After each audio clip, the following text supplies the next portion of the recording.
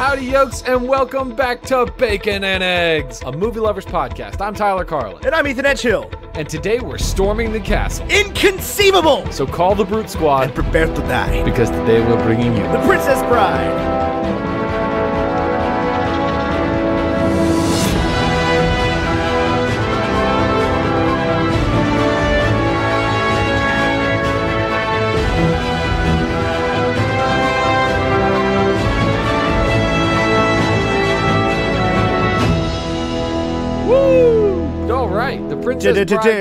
The Princess Bride was released on September 25th, 1987. That was 11,409 days ago. I was watching this whole movie thinking to myself, what year did this come out? I had no idea. Yeah, it was 1987, apparently. I couldn't have told you exactly. I knew it was before 99 because that's like when I watched it and it was already old by then. I knew that it was Andre the Giant era. And I could not have told you when Andre the Giant was alive, but I could have told you that it was during wrestling. Wrestling's only so old. Right. Yeah, wrestling, I think, was an 80s thing. Yeah, Vince McMahon is still alive. Right. Anyway, it cost a whopping $16 million. Was that an aglet budget, a shoestring budget? That's an aglet to me. An aglet budget? Okay. It looked inexpensive. It did. Although that, I think, was the point. I recently got, on Black Friday, a new television for my house, right? Mm-hmm. Yep. Like a brand new Samsung QLED 58-inch good TV, right? I have not soap opera thing? I have not figured out the refresh rate on it yet because some of these movies we watched for the show, like Miracle, was bad. Really? Oh yeah, it got soap opera hard. Oh, that's not good. Oh, it looked like an episode of Young and the Restless. My mom was always a Days of Our Lives. I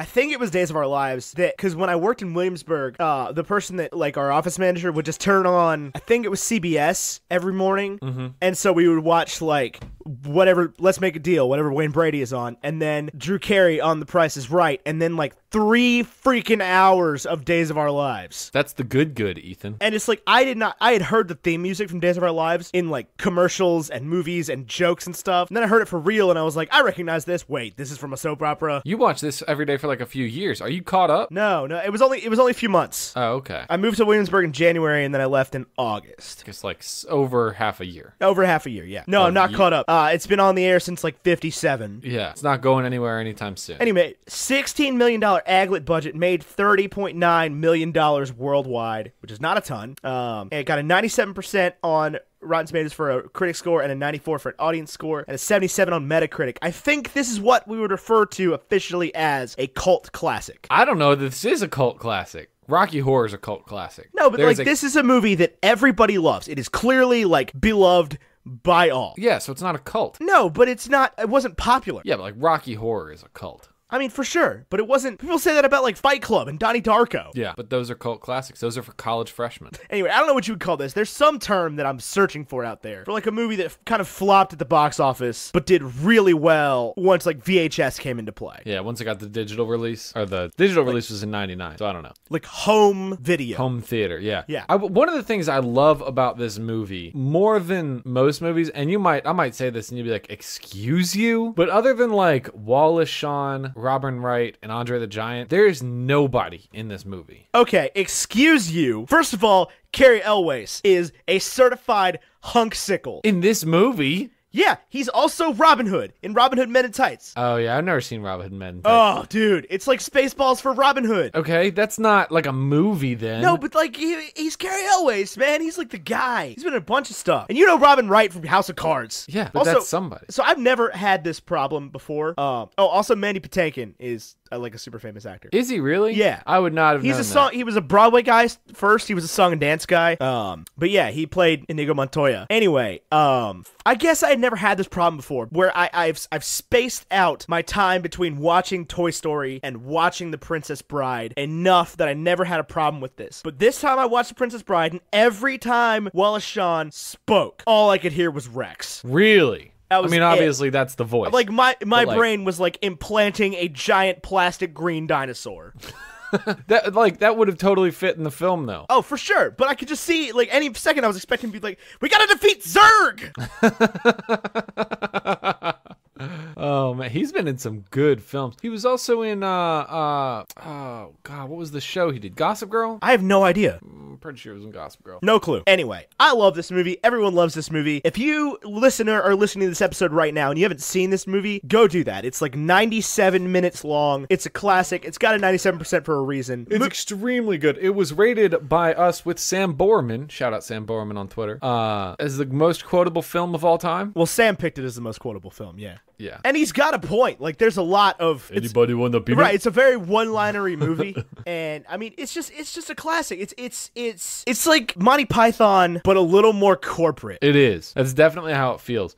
It's like if you took Monty Python and the Holy Grail and made a real movie out of it. Yeah. I will say, like, I love this movie for a lot of the reasons that it doesn't work. Like, obviously it works, the story connects and everything, but it's like a bad movie. Oh, like, yeah. it purposely makes mistakes. Yeah, absolutely. And it sort of, lives in those mistakes. I will say there were a few shots in the film. I thought the practical effects were all really, really good for the most part. I mean, like, when they get stabbed at the end, Inigo Montoya, and he's, like, covered in blood, I'm like, okay, well, that's yeah, you thought stabbing works. You thought the rodent of unusual size was a great practical effect? No, I did not. No, the practical effects were very campy and everything, but there was a scene that was meant to be campy and ends campy. You can tell that in the way films are shot today, I thought it actually came out looking like a scene from a completely different movie. It was when Inigo Montoya gets on his knees and he's asking his dad to guide him to the Man in Black. Yeah. And like the camera pans from underneath him and it gets the light in the right shot and everything looks so good. I was like, what on earth is going on? This is an amazing shot. I know. And obviously that was constructed to be like, it was thought out like that. Like, right. That they're like, okay, we're going to get this one really serious moment. We're going to do this shot right. Right. And then his sword like bends when it hits the tree. Yeah, the sword made for the six-fingered man. Yes. Oh man. Oh, it's such a good movie. It's hysterical. It's very easily watchable. We got some professional reviews, at least I do. I'm sure you can come up with one real quick. Yeah. So, I have a negative review from Jeff with a G, so I already don't trust him. Jeff with a G, Andrew, from Time Out, who says... Oh, you mean like Joff? Yeah, like Gail. Interesting. He says, the leads are vacuous, the absurdities sometimes forced and obvious. Yeah. That's the point. That's the point. That's entirely the point. Well, this is 90% of the movies that we watch that have these high ratings. That's all the negative reviews are. It's just some dude who didn't get it. Yeah. He watched it and was like, wait a minute. What is the hype? Am I missing something? Right. It's like the dad that goes... everybody else in the world got together and was like, okay, this is a fun movie. We're going to forgive the whole thing and we're going to laugh at it. And this dude wasn't invited to that party. Yeah, absolutely. There's a meme going around right now where there's like a dad who left like a 1-star review for an ice skating rink because it was cold and his daughter doesn't like to be cold. Right. What do you think they make ice out of? Right. Like I just heard this new podcast the other day. Actually it's from one of the people that makes And That's Why We Drink, the one that we don't know. And they her and her brother have a new podcast called Beach Too Sandy, Water Too Wet, where they read 1-star Amazon reviews. Oh, that sounds like fun. It's hysterical. They just do like overly dramatic and like review and rank 1-star Amazon reviews. That sounds like fun. It is fun. Big shout out to Beach Too Sandy, Water Too Wet. And that's what this is. That's what all these reviews are, is some dude on Rotten Tomatoes going, well, I didn't get it at all. Right. Nobody should get it. Inconceivable. Well, I've got a really good positive review here. It says, regardless of its flaws, Fortnite is a seriously fun co-op experience that most of all will want to spend hours playing. There's plenty of content, the gunplay is satisfying, and it runs well on the hardware as long as you're comfortable playing at 30 FPS. I would love to see models added to the first-person viewpoint in the future, but even without that, you're still left with an impressive and expansive game comparable to the Horde mode from Gears of War that I've always loved. Based on this alone, I'd say Fortnite is well worth your time.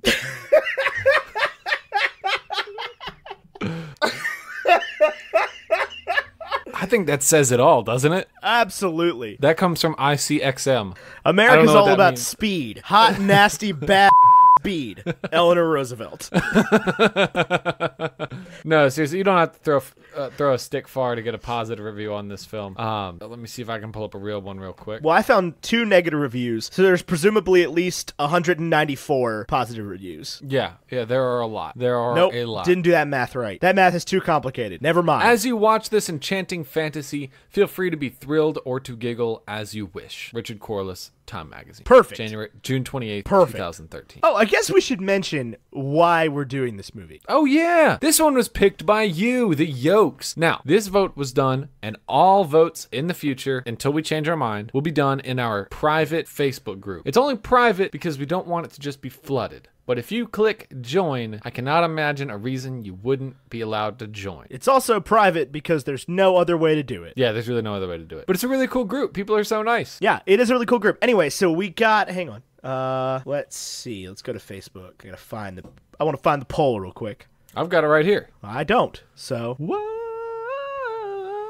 So it came down to between The Princess Bride, The Greatest Showman, Kingsman: The Secret Service, and The Prestige. In that order, Princess Bride getting 49 votes, and Greatest Showman coming in just under that at 41. Kingsman with 20, The Prestige at 14. Makes me sad, but...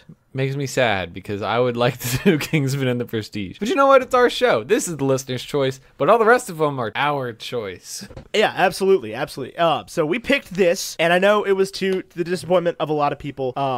And we can, at some point in the year, just because I know a lot of people really want to see The Greatest Showman, I'll give in. We can go ahead and review The Greatest Showman at some point during the year. Oh my God. I'm not going to, bend the schedule around it. But if we've got a down week... You're going to put up a circus tent pole around that one? I hope to God I never have to tent pole anything around that thing. I'll be honest with you. I just want to give a little 2 cents on Greatest Showman while you've brought it up. It has been confirmed going to Broadway, and I think that is a bad thing. Not because I don't like the show, because I think it's a dazzling show, and I think it's going to be very pretty to see on Broadway. But P.T. Barnum is not someone we should be celebrating. Yeah, that's 99% of my problem with the movie, is that it came out in the same year that we canceled Barnum and Bailey's The Circus. Right. That, it was the same year that they went out of business because of their cruelty. Right. Why are we... this movie makes me mad. Anyway, a lot of people want to see us do it. Princess Bride. A lot of people want to see us do it. We'll do it at some point. I can't promise that I'm going to be nice to it. And that's been a lot of my hesitation toward doing it in the first place. But anyway, we're here to talk about The Princess Bride because that was the one that won, and that was probably the one that should have won out of those 4. Yeah. Just objectively, based on what I know about our show. This is a very us movie, and when people suggested it, I was like, we haven't already done it? I know. I thought for sure we had already reviewed this. I watched it not too long ago, because it's in the $5 bin at Walmart. Yeah? I don't know if you knew this. And we were talking about date strategies a few days ago with some folks, and my favorite inexpensive date is DiGiorno in a movie. You go to the $5 bin at Walmart and pick up a DiGiorno pizza while you're there? Well, you don't buy a DiGiorno because those are super expensive. You usually go for a Tombstone. But yeah. And you buy a $3 bottle of wine. Yeah, you get a Red Baron pizza, a bottle of Oak Leaf wine, and a $5 movie. And you got a date for $11. Now, ladies and gentlemen, this is not a first date option. No, this is a, we're dating. Let's go on a fun date. Let's do a thing. While we're on this subject, one thing that Kate and I did a couple times that we saw on the internet that turned out to be really fun was go to Target, buy a random board game, learn it. I love board games. Yeah. It's spend under $10 on a board game. Under $10 on what board game costs under $10? All kinds of stuff. Pack cards. You buy pack cards for under $10. You could buy 4 packs of cards for under $10. Is that a challenge? No, that's a fact. 9 packs of cards. You could go to Dollar General right now or Dollar Tree and buy 10 packs of cards for $10. Whoa, I'm going including tax. You can buy a 4-pack of bicycle standard playing cards. $6. $6. What do you know? They're good cards too, nice and smooth. Anyway, so yeah, one night My name is Inigo Montoya. One night we just went out and bought a game of One night we just went out and bought a game of Boggle and played Boggle all night. Oh, how do you play Boggle? It's you dice with letters on them, and you roll. Yeah, you roll out the dice or whatever. You flip the thing up, and all the dice land on letters, and you have to make words out of it. Oh, I love board games. We could do a whole podcast on Tyler and Ethan and Katie and Emily play board games with microphones. We would need to invest in some microphones. We would need at least 2 more. Yeah. And maybe a soundboard. We would need a lot of things. We would need 4 microphones and a soundboard. Yeah. And a computer, a laptop with a processor that could survive my downstairs. Because we're doing game night at Ty's. Game night! What is your favorite quote from this movie, Ethan? Favorite quote? There has to be one. You can't have more than one, okay? Oh, God. That's a big one. That's a big question. Is it? Yeah, that's a big question. Can I tell you something about this? Yeah. I know me personally. I've seen this movie probably only 3 times, honestly. It's super quotable. I love it. I think I watched it in college, and then I watched it with Emily, and then I watched it today. Honestly, dead serious. Okay. The second half of the film, post the 3 trials, It's just not as interesting. Yeah, the whole storm the castle part. Yeah. Yeah, I just mean, don't care you're as not much. wrong. You're not wrong. I like pretty much up until they visit Billy Crystal. Yeah, that's I don't care about I don't care about Humperdinck and all that. I'm more interested in the Fezzik, Vizzini, Inigo, Wesley thing. I like Humperdinck during, well, I don't like him, but I like his character during when Wesley's going through the 3 trials, where he will just walk up like 10 minutes later and be like, he fought a Spaniard here. Right. The most ridiculous tracking senses ever. Right. Now, favorite quote. I don't know, man. That's hard. It's a hard question. Is this the first iteration of the Man in Black? Maybe? I don't know if I would call him a Man in Black. Oh, he's the Man in Black. No doubt about it. You think? Oh, yeah. Mm-hmm. But he's not evil. First Man in Black was in 1971. What movie? It's a song. What? It's a Johnny Cash song. Oh. Little fun fact for you. Favorite quote. I don't know if I have a favorite quote. It's tough. It's a really funny movie. At least the first hour of it is really funny. What do you think of the kid, Fred Savage? I think it's an interesting way to construct the narrative around it. Like the book within a book thing. What is the book itself about? Like, take the movie out of the equation. What is the book about? I don't know. I've never read it. I might need to read it. Yeah, I don't know. But I like the way the movie's presented with the narrative, with like the kid's sick and his grandpa's reading him the book, because it allows you to forgive some of the kind of weird moments and like the lackluster ending. Because like it's not about Buttercup and Wesley. It's about the kid and the grandpa. Right. It's about the kid being sick. Who is the grandpa? Is he somebody? Yeah, he was in a bunch of stuff. I don't know his name. He's in a bunch of older movies. Peter Falk? Yeah, he's been in a bunch of stuff. I tell you, he nails that whole grandfather feel. Oh, yeah, for sure. Oh, he was Columbo for like 30 years. This is a detective. What's Columbo? It was a detective show. Oh, God. Yeah, it wasn't. I've seen a couple episodes. It wasn't great, but that's what he was. And he has been in a bunch of things. But anyway, yeah. So I like the kid and the grandpa. I like that whole dynamic. I think they both did a really good job. I mean, Fred Savage is good being a kid because he's good kid. at being Fred Savage the child. It's like an iconic role now. He looks exactly the same. Have you seen the Once Upon a Deadpool stuff? No. He's the kid in Once Upon a Deadpool. Is he? Well, I mean, he's not. He doesn't like take Julian's part. But like, yeah, the whole thing is that Deadpool straps him to the bed and reads Deadpool 2 to him. I did not know that. That's like the joke. Is that coming out? Is that a real movie? I don't know. I don't know how it works. I don't know how it works.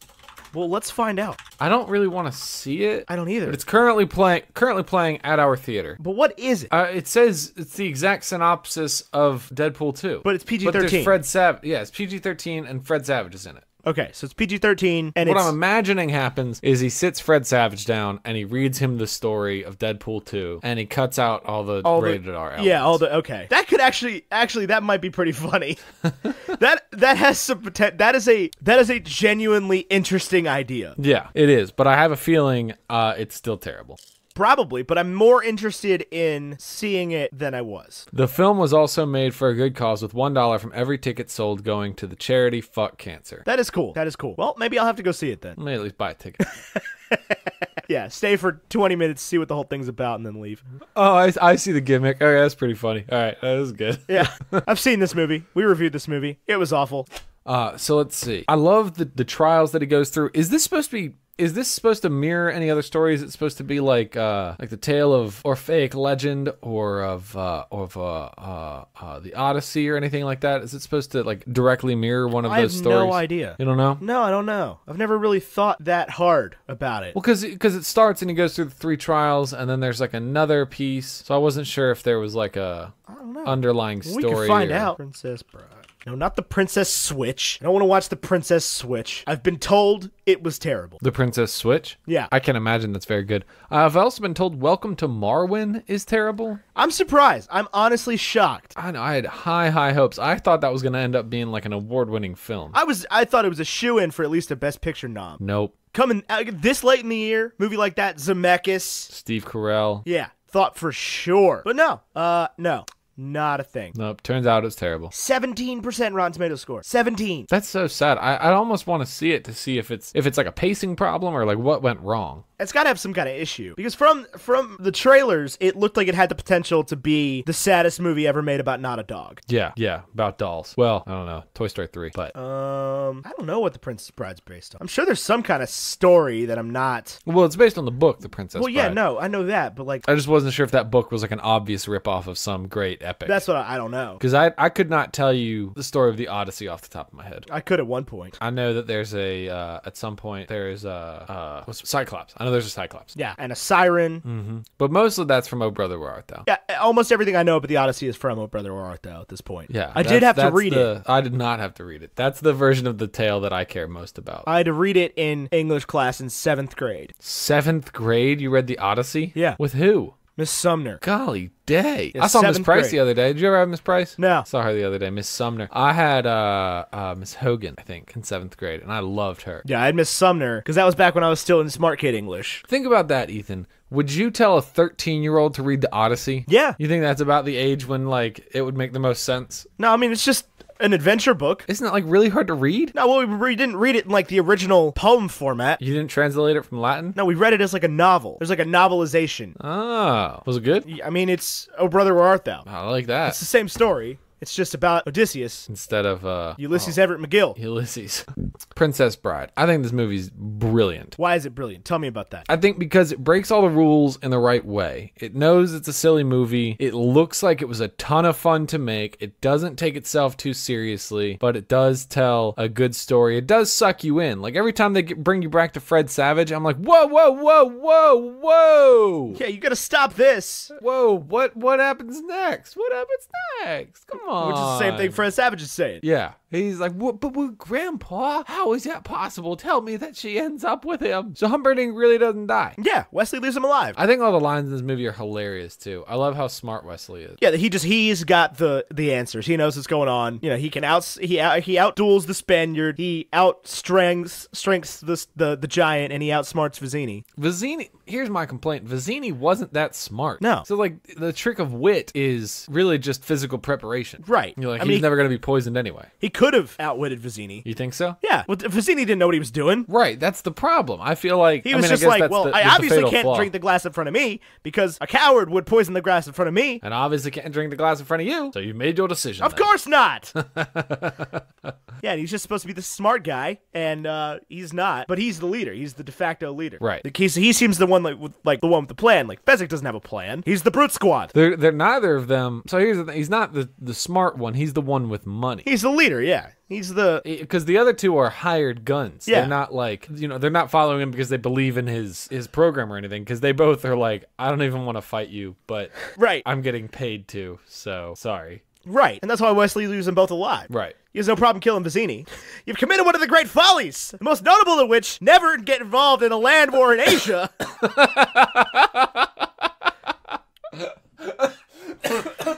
But only second most well known, never go in against a Sicilian when death is on the line. Oh my gosh. And he just keels over. Just, thunk. Oh, so good. I think the other thing that's frustrating, the man in black is so obviously Wesley. Yeah. Especially, like, she can see his eyes. Right. She's like, she talks on and on about his eyes, like these beautiful eyes. And I'm like, they're right. You're staring at him. You're looking at him. And then he falls down the hill and it's just like, as you wish. My dearest Wesley. And now you figure it out. I think what's funny about the Wesley thing, he says a few things to the princess that I was like, are you sure you love him? I mean, obviously love whoever you love, but like he almost just smacked. Well, he is a pirate. Where I come from, women get smacked for that type of language. Also, I love when Wesley finally gets got, because he's outsmarted he beat the Spaniard, he beat the giant, he beat Vizzini, he figured out the lightning sand and everything, and then he's just like, rodents of unusual size, I don't think they exist.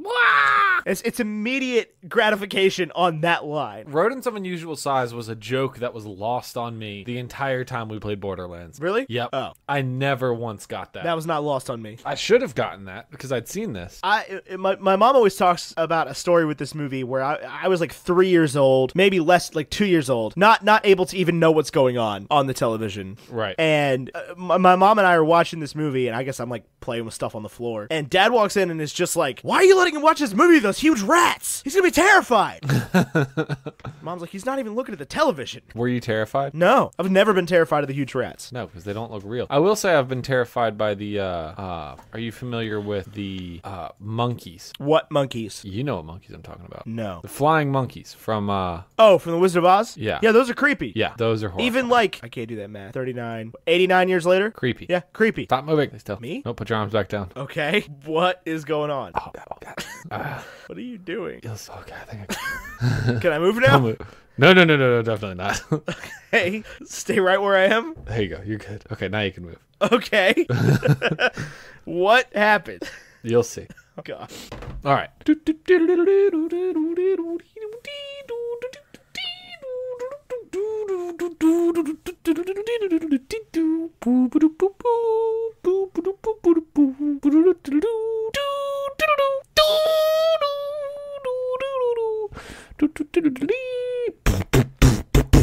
And this has been Mouth Doodling with Tyler. Was that somewhere in the between or whatever? Yeah. Oh, yeah. Where did you Always. post whatever that was? Selfie. Oh, God.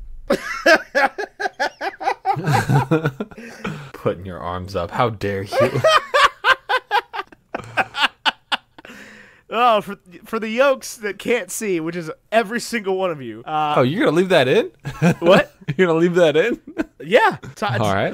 What? Maybe. I don't know. I give myself the opportunity. I'm going to leave your song in. Oh, no. Tyler just, stuck my Skype window on top of Steve Carell in the ad for Welcome to Marwin. It looks great. It lines up perfectly. So, Ethan, tell me, what was the first time? Obviously, you were just talking about watching the movie when you were 2 years old. But do you have any other significant memories with this film? No. I mean, it's just one of those movies that anytime it was on the TV. I've seen the whole thing a bunch. I've seen parts of it a bunch. It's always on. I've seen the beginning a few more times than I've seen the rest of it.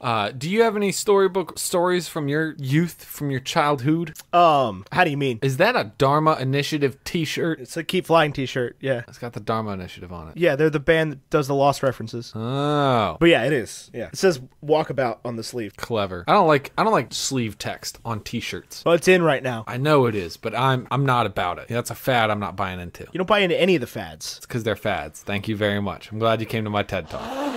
No, you just got weirdly elitist about not following trends a couple years ago. Because they're trendy. Yeah, you were the trendiest person ever for years. Yeah, but it's about, timeless fashion. Okay. Facebook.com/Tyler Carlin / that picture of you and the Pokemon wearing Ben's hoodie.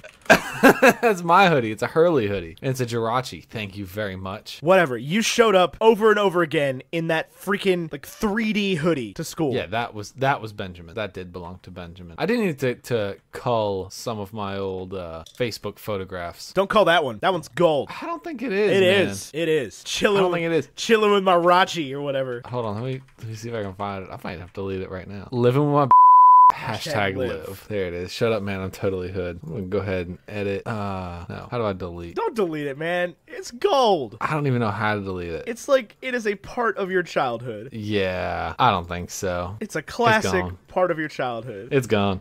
Why would you get rid of it?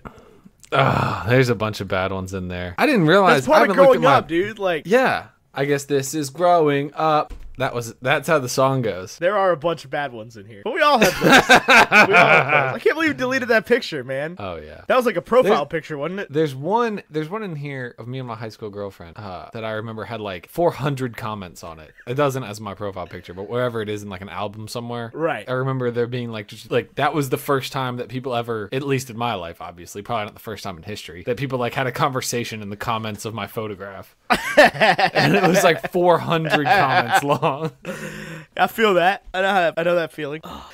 What do we say about The Princess Bride? I don't know. I want to know, Ethan, you had a wonderful Christmas, I imagine. This is pre-Christmas. I'm sure I did. I can't tell you how it went. New Year's is next week. I want to know if you have any toothpaste and orange juice for me. So, we're gonna bring back a segment we haven't done in at least a week. Yeah. This is called Toothpaste and Orange Juice. This is where Ethan and I complain about things that put a bad taste in our mouth for whatever reason, because people seem to like it when we complain about things. How did we not do one of these during the Grinch episode? I don't know. That would have been the perfect time. Grinch does not put a bad taste in my mouth. I can tell you that No, much. but that's such a Grinchy thing to do. It is. It is such a Grinchy thing to do.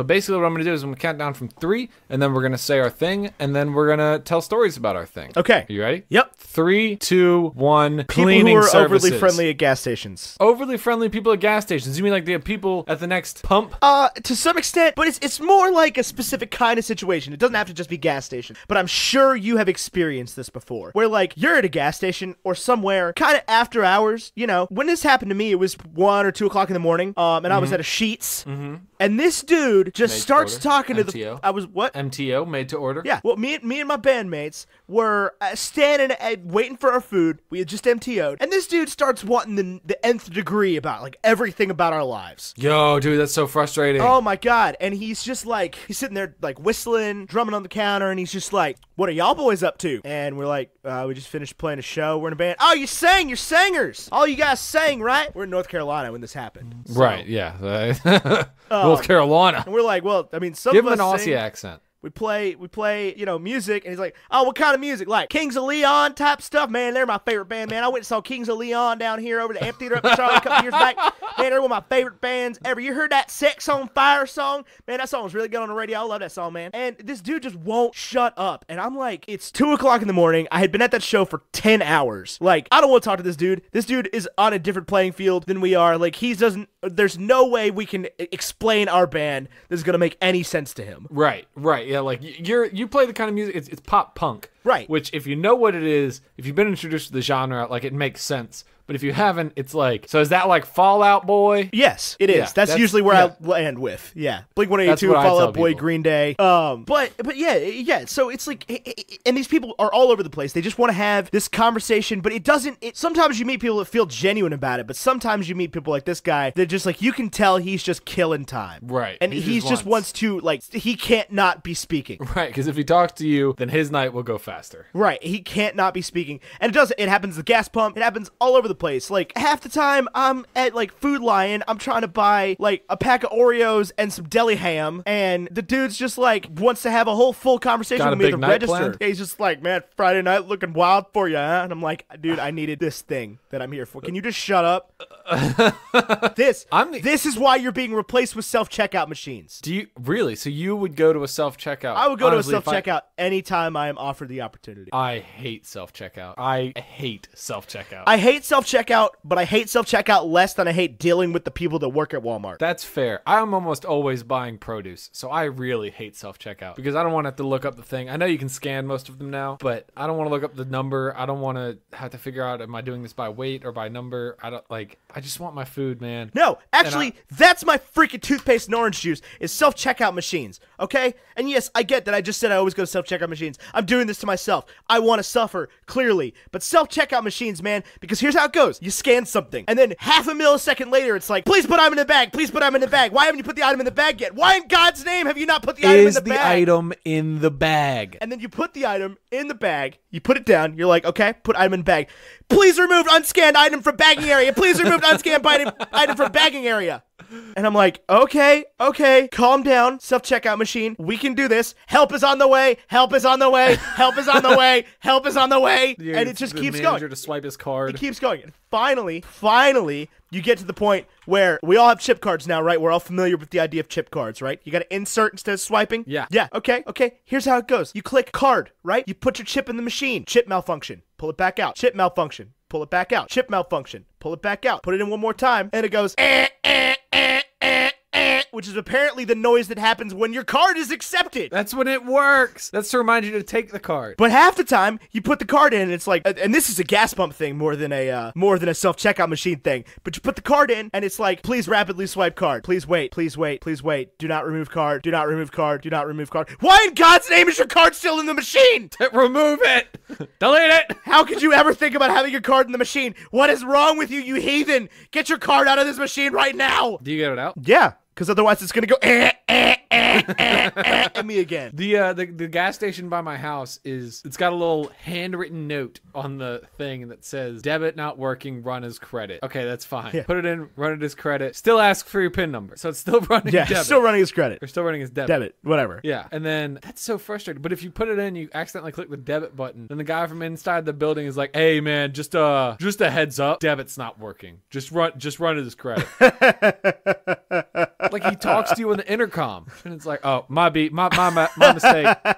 I know. I see the thing now. It's my mistake. I was checking my phone. Man, on the same trip to North Carolina, I was speaking to gas stations. I was filling up at a gas station, and we'll get to your toothpaste thing here real quick. But you just reminded me of this. You said handwritten notes. I stopped at this gas station, man, and between Roanoke and the greater Raleigh-Durham area, there is no interstate. Right. Like you're not yet. 73. 73 is never going to happen. They've had that future 73 corridor sign up since the 90s. Yeah. Anyway, I pull off at this rinky-dink gas station somewhere like right over the border. And I get up to the gas pump, right? And there's a handwritten sign on the gas pump that says, "Pump don't work." Normally you just put up a cone or like a bag, something you can see before you get out of your car. Right. So I get out of my car, go to pull over the pump, and there's like a Post-it note size sign that says, "Pump don't work." Ladies and gentlemen, those of you who live in a city, when people talk about small towns, this is the crap they mean. Right. This is why do I have to deal with this? This is daily occurrences in Roanoke, Virginia. But this the is smallest the thing, big city in the world. If you pull up into a small town with your Mazda, do they look at you like, the heck's a Mazda? Yeah, they're sitting over here like, man, I bet that guy's car beeps. He's probably got automatic locks and automatic windows and automatic windshield wipers and automatic headlights. It's probably made in Japan. Man, that's a nice car. I'd like to have me one of them instead of old Leroy in my Chevy truck over here. Have you ever heard a Maserati? What? You drive a Maserati, right? Yeah. Yeah. Yeah, and then that dude that was just looking at my car pulls out in his V8 truck that has maybe 3 cylinders out of the appropriate 8 working, putting out more black smoke than a paper mill. Smells worse. Smells worse, too. Yeah, you're driving behind that dude going 43 miles an hour in a 75 down I-40 in North Carolina. There's one lane. There's no passing at this point. No, it's more than one lane. It's just everybody's going a normal speed in the left lane. There's so much traffic that you can't get around because somehow you got stuck behind that one dude. Oh, my gosh. Or you end up in the middle of some highway in North Carolina and you're following a tractor. Just all of a sudden, it just pulls out of a farm and starts moseying on down the road. He's an international harvester, Ethan. I pulled up at a gas station one time next to a tractor. Dude just drove off the farm down the road to the quickie stop. Ready to go. Let's get it. Let's get it. All right, tell me about laundry detergent or whatever you said. Cleaning services. Cleaning services. Cleaning services. So we had a party, I guess at this point, like 3 weeks ago, for Emily's birthday. Because she was born on the 23rd of December. So she never gets a birthday party because it's Christmas. So for our first anniversary, I threw her a Christmas-themed birthday party. I killed 3 birds with 1 stone, Ethan. Yeah. How many birds is that? 3. Count them. 3 birds, 1 stone. I got her a birthday wedding cake. There you go. I got an expensive, like, artisan cake and put birthday candles in There you go. Sparkler birthday candles. Sparkler birthday candles. Which looked for all the world just like sparklers. Right, they did. I think sparklers probably would have worked better, if I'm honest. I think it would have been much more difficult to blow them out. It would have. And you also would have had sure. a cake covered in ash. Oh, the cake was covered in No, ash. no, no. But no. The cake was it good? The cake had some ash on it. The cake would have been covered in ash. Like black. Yeah. I've always wanted an Ash Ketchum cake. Cake was good. Cake was good. So I got her the cake and everything, but before the party, she knew we were it was a surprise birthday party, but she knew we were having a Christmas party, and she ordered a company to come in and clean our house. I have never been more stressed than getting ready for a cleaning service to come clean my house, because there is a delicate balance of how clean does it need to be when they arrive. Right. Now you got to clean that. It's the same thing with you got to wash the dishes before you put them in the dishwasher. That's exactly what I do. I don't know. A lot of people don't do it. My parents, dirty dishes straight into the dishwasher. That's what you're supposed to do. That's what a dishwasher is supposed to do. I get that. I cannot be that person. It like loading the dishwasher takes me 20 minutes every time. But anyway, so I had to like clean the whole house because like, are they going to do because I used to, when I was selling cars, I had a shocking number of maids that would come in and buy cars for me. And I was fascinated by the system because I knew if I ever had a maid, I would run into this same question. And most of them would be like, yeah, no, don't clean the house at all. We'll do your laundry. We'll do your dishes. We'll do everything. But I don't believe them at all. Well, I feel feel like at that point, it's the same with any like service that you get. Like, you're better off just leaving it alone and letting the professional handle it at that point. I don't want some stranger touching my undies, Ethan. Well, then wash your own clothes, but at the same time, I want a stranger to clean my clothes. Okay, then this is what tears me up inside, Ethan. This is the internal struggle. Yeah, this is an easy solution, okay? Wash my underpants. No. This is an easy solution. This is what we like to refer to as a you problem, bro. This is a me problem. This is a bad taste in my mouth. But I'm sitting there, I'm so stressed. And Emily and I like fought about this, where it was like, I folded we have a blanket that goes over our couch. You know this, listener does not. I folded the blanket. I did not vacuum the rug. I felt like that was the appropriate level of clean. Was that they can vacuum, but I can fold the blanket. Oh yeah, if I'm hiring somebody to clean my house for me, I'm not vacuuming a thing. No, me neither. I didn't vacuum. I will not pull out an appliance. Right. We did leave spots that like were like tests almost. I couldn't believe Emily did this. I would never have done this to somebody. But she left like baseboard spots that were like visibly dirty. Yeah. To test to see if they would wash the baseboards. Did they? Oh yeah. I'm sure they did. It's just a job to them. Like, right. It's like, oh, here's your baseboard. Clean that. I'm sure they don't care about my underpants. That's the thing. I'm sure they've seen a lot worse. Right. Like my house, it gets pretty bad. You've been in my office, which is awful. They did not clean my office, as you may have guessed. Right. Well, your office is not like particularly dirty. There's just stuff everywhere. Right. There's not a cleanable way to do this. Like, I mean, we could vacuum the floor and spray the couch down, but like there is not a place for all the stuff that's in here. Yeah. Well, you should find a place. You have a basement. I do have a mostly empty basement. It is filling up astonishingly fast. Then get rid of stuff. I'm a huge proponent of getting rid of stuff. We did all of our laundry recently. We talked about how I got a new washer here, right? Yeah. Yeah. We ran out of hangers. I mean, that's definitely that is definitely a real problem that people don't acknowledge. When all of your clothes are clean at the same time, you do not have space for them. I don't have space for all my clothes when they're dirty. Like I would look at we do this thing where we'll go out and be like, we're just going to start staying on top of our laundry. And we'll go out and buy a nice new hamper. I don't know why this is our process. We'll go buy a nice new hamper and be like, this is our hamper now. And we've done that like 5 times. So we have like 5 big, nice, different hampers. And I'll have 4 of them full. And I'll be folding the clothes from the first one and run out of space in my drawers. And I'll be like, how am I going to, where am I going to put all this stuff? In my last apartment, I had exactly enough hangers that 3 things needed to be dirty at any given time.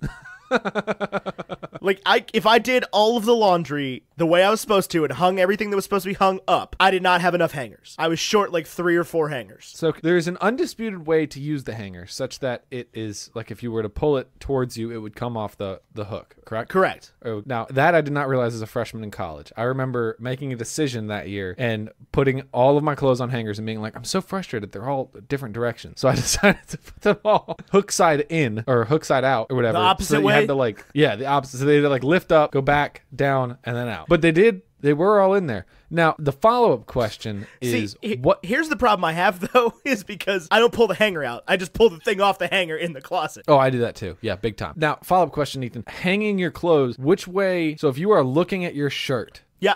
Okay. Like the buttons on your Oxford to the right. shirt. The hook is to the right? No, buttons to the right. Hook? What do you mean hook is to the right? The hook is to the wall. Hook is to the wall, right. But before you get to the wall, you pull your clothes out of the dryer and you hang them on the shirt. Where's the hook? What? No. I leave the hook hanger in the closet. You never take the hanger? Usually not. No, I just wrap the shirt around the hanger. Oh my God. Buttons to the right, though. What do you mean buttons to the right? I mean, like, if I'm looking at the closet, like, I am perpendicular to the shirt. Oh, you have like a chest, like a wardrobe, though. No, like, I have a closet. You do? Yeah. I've been in that room. I don't recall a closet. There's a closet. I'm looking behind you. What's that behind you? Not behind you, not directly behind you, but the black That's thing. an armoire. Armoire. Is that not what you hang your clothes in? No, Okay. that's like a big dresser. Okay. That does not have a rod. Okay. So the rod is to your left right now. Huh? The closet's over there. Oh, you're right. No, it's right in front of you on the right. Yeah. So I'm looking at the closet. Like, I am perpendicular. I am parallel with the rod, okay? Like, my body is parallel to the rod. You see what I'm saying? Like, if you walked straight, your forehead would hit the rod. My forehead would hit the rod straight on, yeah. Like, more than one point of contact. Like, it would be like this. Right. It would be like saluting. Yes, with the rod. Okay. So the stuff hangs at a 180 or 90 degree angle to that or whatever. Right. Yeah. So buttons that way. Buttons to the right. So the opening of your Oxford shirt is on the side of your room that the door is on. No. No? The other side's facing the outer wall. The buttons to your shirt face the outer wall. Yes, they're to the right. Oh, the buttons are to the right. I thought you meant I don't know what I thought, actually. Like, So if I'm looking at the shirt, the front side of the shirt is on my right, and the back side of the shirt is on my left. Okay, so you have hook facing left then. No, hook facing right. No, I have hook facing wall. This is a confusing system. The hook is facing forward. It is facing toward the left arm of the shirt. This is a complicated question. No, it's not. You're just being dumb. I'm not being dumb. This is Would you very call yourself straightforward. Do you typically have all of your clothes folded and No, like, God, no. I'm not an adult. It's a hard part of adulting. I recently decided, it was probably 6 months ago, I decided I'm just going to do laundry now. That's just going to be a thing that I do all the time. And I got to the point where I was like, okay, I will take my clothes out, and as they're coming out of the dryer, I will fold them and stack them on top of the dryer. And then when I'm done with the load, I'll bring the dry clothes that are folded into my room and put them in the right drawer. But it wasn't until probably last month that I decided, because what I would do is if I got a shirt that needed to be hung, I would straighten it out so that it wasn't like in a crumpled mess from the dryer, but I would just sort of like halfway fold it and set it. I wouldn't even fold it. I would just kind of drape it sideways on top of a dresser. And then I would be like, okay, Emily does the hanging clothes. And then I realized she just never did them. Right. Like it took me a long time to look at that dresser and see that there was like a mound, like a Mount Crumpet's worth of clothes that were neatly laying against each other that were supposed to be hung up and never hung up. So about a month ago, I decided I'm just going to start hanging the clothes too. I don't know why I wasn't doing this. So right now I have hanging clothes. I have clothes in the armoire. I have a full laundry basket of clean clothes, a small pile of dirty laundry, and then a medium-sized pile of relatively clean laundry. Now, your laundry basket full of clean clothes, are those clothes folded? They're folded, yes. Okay. Do you fold them straight out of the dryer? Yes. Okay. My mother would be proud. Yeah. So they just need to be taken out of the laundry basket and put into the armoire. Now, it is incredibly likely that before they ever make it to the armoire, they will just be worn. Do you wear a white undershirt every single day? No. Do you wear a white undershirt if you wear an Oxford? If I wear a white Oxford. Interesting distinction. Well, if I wear something that you can see through. Right. Now, I was a no undershirt guy for a long time. I was a firm believer in, I never wore white shirts though, so it didn't matter. I was a firm believer that an undershirt was a waste, and then people can't see your lovely little tuft of chest hair. And recently, probably within the past few months, I decided that I sweat. I never sweat before, and an undershirt is valuable. I worked in very cold offices. Oh yeah, and if it's cold, I hate being cold. There's nothing in the world I hate more than being cold. Like, I love snow, and I love skiing, and I love, like, the cold weather seasons, and I love the cold weather fashion. But oh my God, do I hate when my feet are cold, or when my hands are cold, or when my bones are cold. You know what solves the feet being cold problem? VJs. I was going to say UGG driving loafers. Oh, I believe it. I've never regretted an impulse purchase less. Anyway, The Princess Bride. Did you like it? Yeah. You think it's a 1? Oh, yeah, we never said that. It is definitely a 1. You have to see this Definitely movie. a 1. Yeah, 100%. You have to see this movie. This is a classic. Yeah. I want to ask you a question, Ethan, just as a curiosity about how you function and how you do work. How often do you stay up past 3 a.m.? Relatively little. When was the last time you were up past 3 a.m.?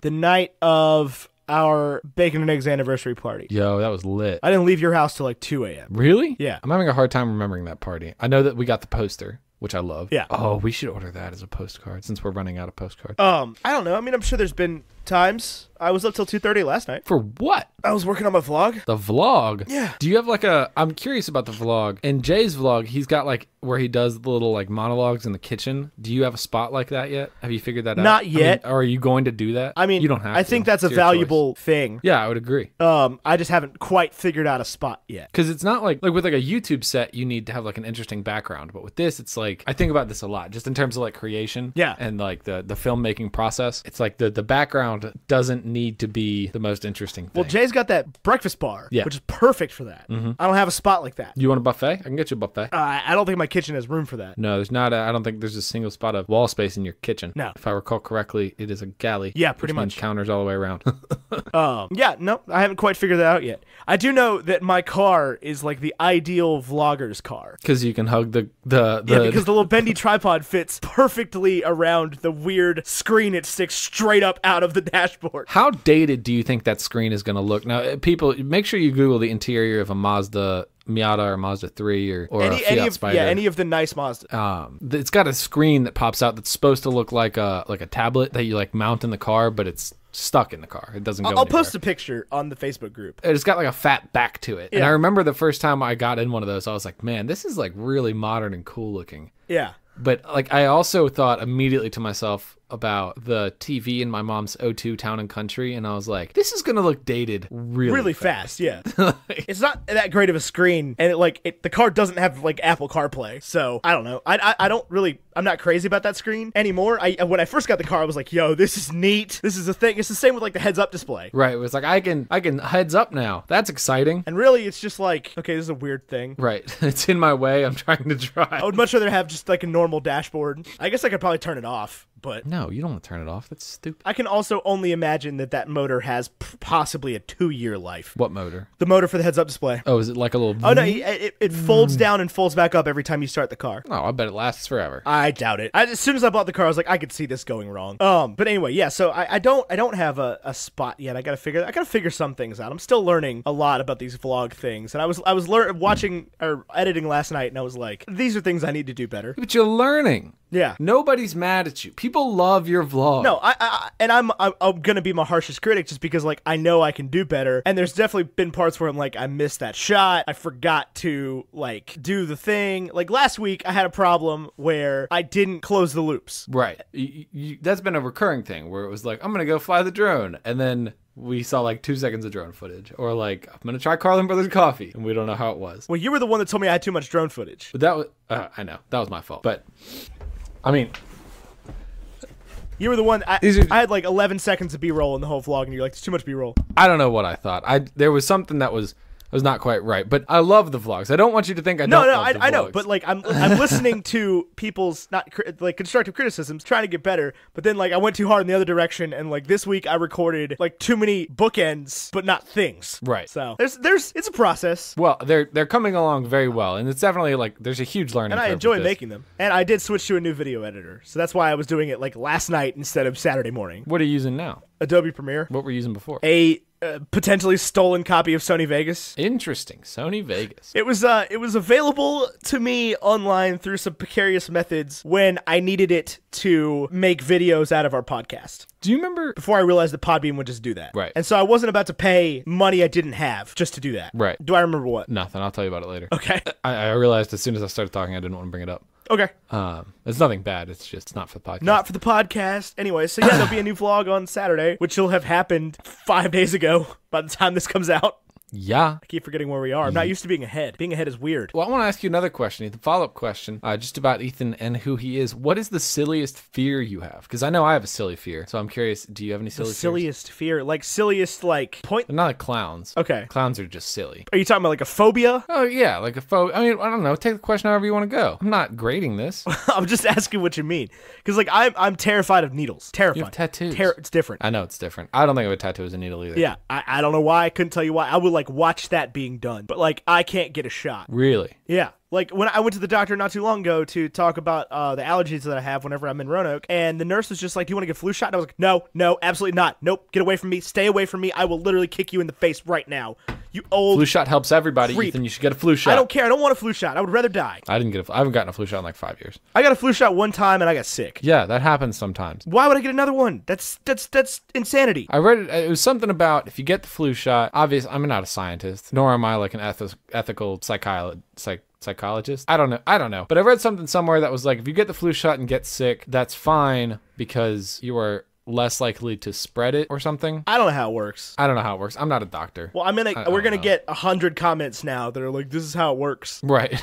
This is how the flu works, idiots. I know this because my girlfriend's in nursing school. She know how the She's flu works? a first semester nursing school. She just finished her first semester, which to her means she knows everything about She's a medicine. doctor Yeah. now. Yep. Like that's one of the. Yeah. And and she doesn't even realize she's doing it most of the time. But I can just like hear her getting upset when people say things that she deems to be incorrect. I am 100% certain that this will pass. I hope so. This is like I know the information now because this happened to me when I first started selling This cars. happens to you every time you start a job ever. Don't even start with me. I know it happens with the furniture too, where like I will find a way to work it into every single conversation. You are a conversation. professional Kool-Aid drinker. I'm not a professional Kool-Aid drinker. I only take jobs where I would drink the Kool-Aid. No, but then you just shove the Kool-Aid on everybody who doesn't ask for it. Listen, Ethan, sounds like you need a counter height island. I don't have space for a counter height island.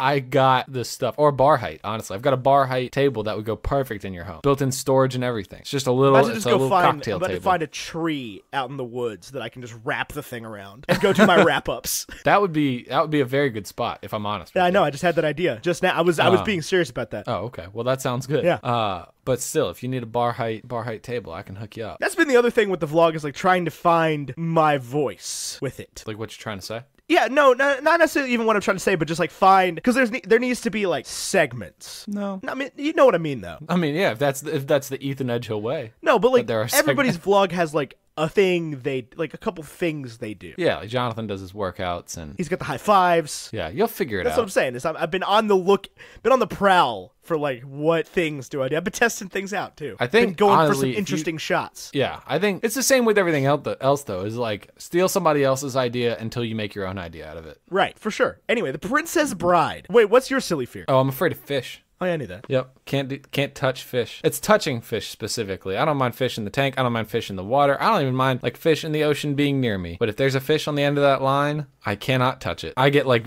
hallucinations of being eaten alive by the fish. I did not know that part. Yeah, it's pretty scary. It's wild. I mean, I usually don't mind fish like in the ocean, but when I went on the cruise and we went snorkeling, and the person that took us snorkeling was like, "All right, so there might be a barracuda here." I was like, there's a barracuda when I went. Sounds like a bad idea. I went free diving. What's it called? When you get in the water with a snorkel and no life vest. Sounds like death. I mean, this was at sounds like a great way to die. It was going into my sophomore year of high school, so that was when I was in like my best swimmer shape ever. And we got on the boat, and apparently like we called ahead and we said we've got 4 people because one person's not going, and they heard 3 people. Does that make sense? Yeah. Like there was just a miscommunication. Right. And they were missing 1 life vest, and I was like, I don't need a life vest, so I just went free diving at Sombrero Reef off of Marathon Key in Florida, and there was like barracudas and giant rays and all sorts of stuff, and that didn't bother me in the slightest. I will not get near a stingray. I'll tell you that much. Won't do it. Is that for your boy? That's Steve? my boy Steve, man. They killed Steve Irwin. It's not even that, like, I think Steve Irwin would not want me to be around stingrays. It's just like, you took one of my favorite people out of this world. Like, we should probably leave you guys alone. He died a hero. He did. He was clearly the best parent ever. Because these kids, like, don't seem to be capitalizing. Like, I think they are obviously capitalizing on who their father was, but I feel no smugness or anything when Robert Irwin is like, I love my dad. I don't know how to do oh gosh, give me an Aussie accent. Oh god, if you hadn't have said it. I know. But yeah, Blimey. It's not like Benny Irwin's on like MTV's Real Housewives of Sydney, Australia. Right. Sydney Australia. Like, they have a new show out. I don't know if it's come out or not. I'm sure it has by this point. I've seen enough previews. It is. It's on Animal Planet. Yeah, where they like live at the Australia Zoo. Yeah. And like, and they know like all the animals and they care for them. That's so rad. Like, yeah. I don't know. They just seem like such good kids, and they're completely wholesome in their personalities. I mean, they may be like different behind closed doors. I have no idea. I don't want to know. But I don't think they are. But they have done an impeccable job at probably capitalizing, but without you feeling like they're capitalizing, and also just continuing to spread their father's goodwill toward animals. Right. They used the platform they had, and they used it in an effective way. Right. Absolutely. They were given, Steve Irwin's name, and they've taken the reins with pride, and they are doing a wonderful job toward continuing, because for a long time, we didn't have the crocodile hunter anymore. We didn't have somebody teaching kids about animals. Right.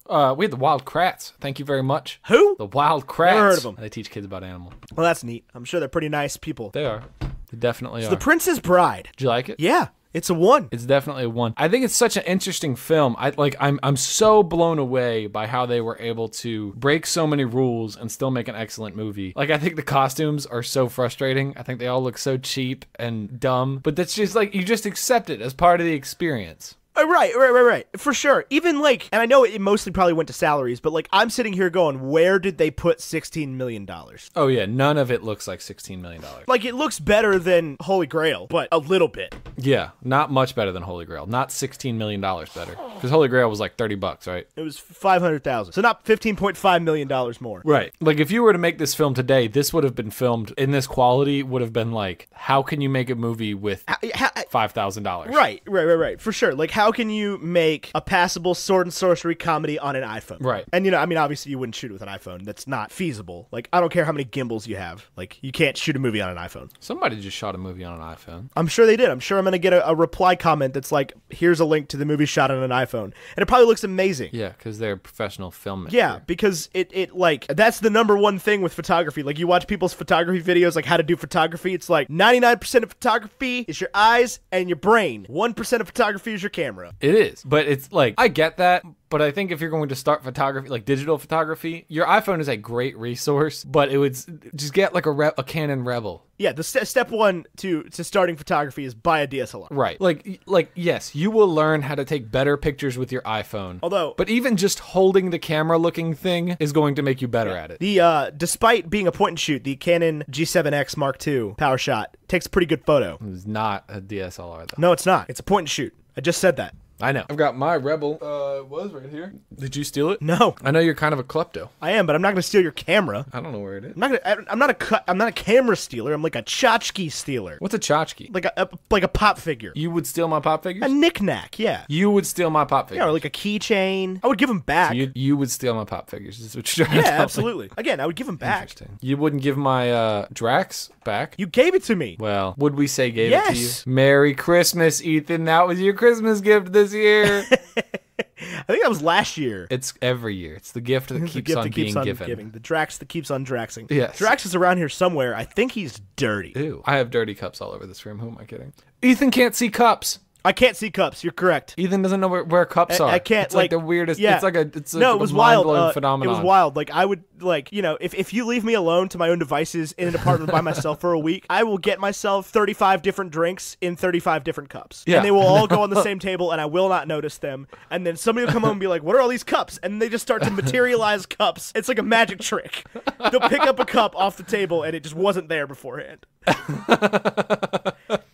But it just was, Ethan. Do you have any hot takes about Princess Bride? You know, if you wanted to dive deep into a review here, what do you have to say about this film? I think this is a solid intro into like satirical comedy for somebody who wants to watch those kind of movies. Because sometimes you get a movie that hits it too hard for your average Joe filmmaker or film watcher. Like, I know there are plenty of people who don't find Caddyshack funny. Those people are wrong. Correct, but it's because it's just a lot to take in. It's a lot to handle. It's a lot being done. It's the same way with, like, all the Mel Brooks movies, like Blazing Saddles and Spaceballs. This is like Spaceballs is hilarious. This is a more mild version of that doesn't require you to have seen something else. Right. Like, for Spaceballs to be funny, you really need to have at least had an idea of Star Wars. Yeah. Star Wars is the big one. Like, you don't really need the Battlestar Galactica, Planet of the Apes, Star Trek sort of references. You need Star Wars. Yeah, you need Star Wars. You need to know who Yogurt is. You need to know about the Schwartz.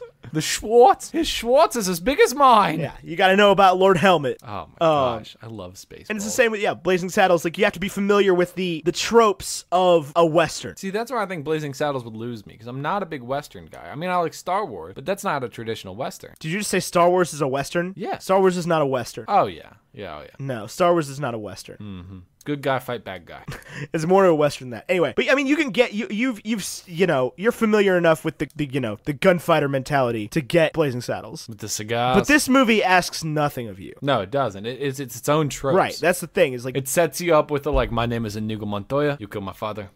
Right. And there are jokes that are funny, but they're not necessarily callbacks to anything. Like like the rhyming. Yeah. And you can find the fact that he doesn't trust Inigo because he's a Spaniard funny without having any, idea of, Spanish-British relations. Right. He's like, I'll give you my word as a Spaniard. No, not good enough.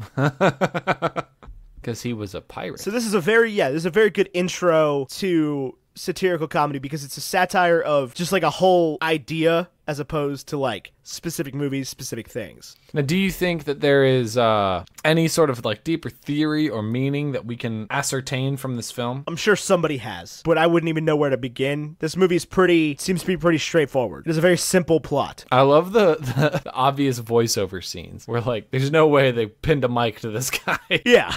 Oh, for sure. Or, had a boom anywhere near him. Yeah. As you will. Yeah, and they're not very well masked. Right. Like that's the whole beauty behind this movie is it like they clearly didn't try very hard, but there's nothing wrong with that. I'll tell you one thing. I haven't read as much fiction as I would like to say that I have. And this movie does a good job of bringing to life elements of fiction stories that I oftentimes think about, and I'm like, this just would not work as a movie. This doesn't sound interesting at all. In what way? Expound on that. Like the fire swamps. Like, we kind of just accept that because it's part of Princess Bride, and we love this movie, and the rats of unusual size and stuff. But that is an element of, like, if I were reading it in a book, I would be like, I don't know about all that. And even on the film, on the screen, I was like, the fire swamp? That's kind of silly. That's kind of a silly thing you got going on there. I'll tell you, this movie did make me think that quicksand was going to be a bigger problem in my life. Oh my gosh, 100%. Between like this and like Indiana Jones, I was like, I'm gonna have to deal with lightning sand all the time. I've never once come across quicksand in suburban America. Or at the beach. I've come closer to quicksand at the beach, like when you stand in a hole in the ocean and the tide comes out, and then all of a sudden you're like a lot deeper in the hole than you were. Yeah, but even that, like, well, yeah, you can step right out of it. But it is like a mildly alarming feeling sometimes. No, I'm not alarmed Where at like all of a sudden the sand's like halfway up your shins. You're like, this is not where I was before. This is a I'm different gradually sensation. lowering myself into the ground right now. But if you stood there all day, do you think that you would end up like under the ground? I have no idea. I would love to have somebody else find that out for me. If you, there are posts and stuff in the sand that don't end up underground. I don't know how it works. Or maybe they do. I don't. Maybe they I don't do. have a clue. I don't know how sand works. I hate sand. It's rough and it's coarse and it gets everywhere. Yeah, I'm not by any means a sand expert or like a beach engineer either. Like, no, you're not a big beach engineer guy. No, I wouldn't know the first thing about building a pier. I'll be like, yeah, you're gonna need wood. You need a lot of wood. Do you need treated wood, sir? Man, I couldn't tell you. I wouldn't know the first thing about building a pier. About having a pier wouldn't have any sort of longevity. I'd be like, let me tell you, you need some wood and you need a man-made Ferris wheel. Because I promise you that piers might not sink into the ground, but if you had me build a pier, it would absolutely sink. Oh yeah. Oh yeah, it would get eaten by a shark. A whole shark. Yeah, it would just that would be my luck though. That's just how life is, Ethan. It'd be like that sometimes. Everything I love is eaten by a shark. That's your quote of the day right there. Oh, I opened Discord. That was bad. Bad idea. Don't do that, Ethan. Why? Because now I'm not going to pay attention. Oh, because you're sucked into Discord world. People were. Fun fact, last night I was editing the episode that went up today, and I just sat here and bobbled Thor's head for like 20 minutes. Just like... Ooh, bobble, bobble, bobble, bobble, bobble, bobble. You know what the best hot bobbleheads were? Were those dogs that you get to put into your truck or whatever, and then they would bobble forever. Where their head was on like a Rube Goldberg lever. Yeah, those are the best. I think about that every day. Well, get you one, man. You got a truck. You can get one of them for truck. I do have a truck. I don't think I want it though. I had in I think it was like an Imgur Secret Santa that I participated in. Somebody sent me as part of my gift like a dashboard hula girl. Nice. And it was sitting on the dashboard of the Camry and it was driving, and I didn't have it stuck down because it was just like kind of stood there for a while, and so I didn't think it was gonna be a problem. And it fell at one point while Kate and I were driving the car, and she went to try to catch it and instead just like smashed it into the dashboard. Smashed it into the what? Into the dashboard. It like destroyed it? It just broke the whole thing. And what she explained it as was she was trying to catch it, but it looked like she just like kamehameha'd it into the dashboard. Okay. She just like Bruce Lee'd it, just like pop. I was like, yo, what did you do that for? I'll tell you, that's something you may or may not know about me, is that there's like a subconscious need in my brain to like destroy things. Oh god. It's like every now and then I'll be holding like a cup or whatever, and something in my brain will be just like, just throw it at the window, see what happens. What? Yeah, I'll be holding something and there's like a subconscious thing that's just like smash it against something, drop it on the ground like really hard. Do you do it? No. Okay. Obviously not. I'm not just gonna like yeet my cups against the wall. I remember I was in an argument with my mother one time, and this was around the time in our lives when we were solving Rubik's Cubes. Yeah. And there was one on the counter, and I was getting heated. I've never like broken anything or hit anybody because I was arguing or anything like that. But I picked up the cube off the table and slammed it back down, and it shattered in the most satisfying way I think anything has ever shattered ever. Like, because you know it's you've taken them apart before, where it's the like 25 pieces or whatever. Yeah.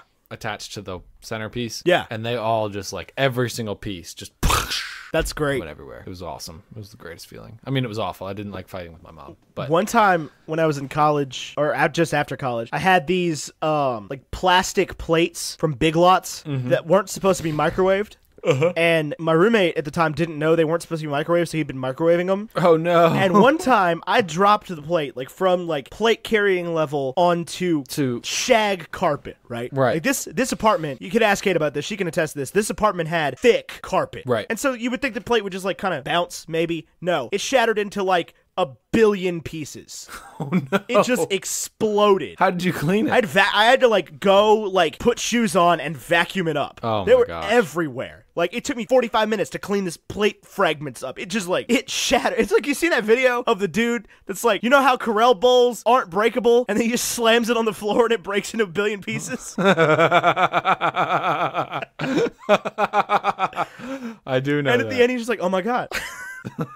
It does break. It broke because he, like, had just run hot water on it or something. That was what people ended up figuring out about it. But yeah, this plate just shattered. My roommate walks out. He's like, did you just throw that? And I was like, no, I just dropped it. And he goes, and it broke like that? Okay, man. Anyway, The Princess Bride. Let's go ahead and wrap this thing up. Yeah, let's do it. So this is a great movie. I love this movie. I know that we've had trouble a little bit talking on this episode about this movie. It's a pretty straightforward movie. It is. It's pretty straightforward. It's excellent. It's extremely quotable. It's just a wonderful thing all around, and I'm glad we've got it. If nothing else, we get to rank it. Yeah, but you need to watch this movie. Like, if you haven't seen it, it's worth watching. It is just a genuinely good time. But we do need to rank it. Yeah. Yes. Now, what are we ranking it against? This year's movies. I know. I'm asking you what movies that is. Oh, God. I don't know. I never made the list. Is it better than the Toy Story movies? That's a tough call for me. I'm going to say no. I would agree. I think it is very, very good, but I think there's an important distinction to be made. Like, this is very good for a lot of great, classic, good reasons, but it's not the timeless classic that Toy Story is. It's a fairly timeless classic, though. I think it ranks above Miracle. Yeah, I would agree. Okay, there we go. So it's not better than Toy Story 1, but it is better than Miracle. There we go. I don't think there's anything in between those. I don't think so either. There's a bunch of, like, really awful films, like Fantastic Beasts and Venom. And Venom. God. Amedi Brock. Yeah. Why did Venom, like, pop off his back? I don't know. Because Venom's a butterfly. Did you watch the video? No. I watched the first few minutes. Anyway, cool. So, not as good as Toy Story, better than Miracle. Lord Humperdinck, Prince Humperdinck is a villain, I guess. Is he? Lord Brogan, whatever his name is. Sure. Yeah, I'll take it. I don't know. Pretty crappy villain. Yeah, he's not that interesting. Almost nothing. He is funny though. I think that's worth mentioning. Yeah. Like all the lines are funny. Yeah, pretty much. All right. If it's a breakfast food, what sort of food is it? It's a timeless classic. It's not. I think we're looking at I mean, to me, this is pretty obvious. This is like a sausage, egg, and cheese biscuit from McDonald's. I would call that a timeless classic. Honestly, in this context, better than its bacon counterpart. Okay, I can get with that. I can jive with that. You know? Yeah. I think the problem with that is that I think sausage, egg, and cheese biscuit from McDonald's is the most disgusting thing on earth. Really? McDonald's breakfast. Just the thought of it. I'm thinking about it right now. Egg and cheese biscuit right now. I'm thinking about it right now. And I feel like I'm thinking about getting one on the way to meet you. So it might be like a Cajun filet biscuit from Bojangles. Nah, it's not spicy. It is not spicy. What about you know what? I like our original answer. Yeah, I'm with that. And I could go for a sausage, egg, and cheese biscuit right now. God, no. Oh, sounds so good. Oh, God. Yuck. Yuck, indeed. All right, yokes. Well, you asked for it, and we gave it to you. The Princess Bride. This was a good time. I love this movie. I'm glad we did it. I'm glad you guys picked it. This has been a fun little experience with doing a Listener's Choice episode. I hope you enjoyed our episode on it. As always, you can reach us at our social media links down below. Tyler's at AmeriCarlin on Instagram and Twitter, and I am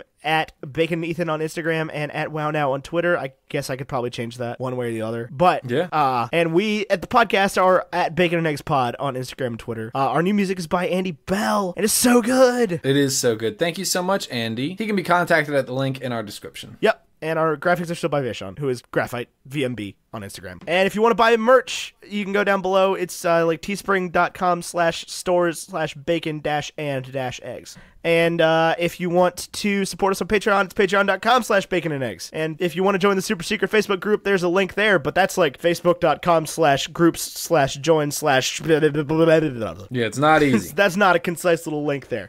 So go ahead and do all that things. Smash that mother heckin' like button if you enjoyed this episode. And until next week, I've been Ethan Edgehill. He's been Tyler Carlin. And until next week, arrivederci. As you will.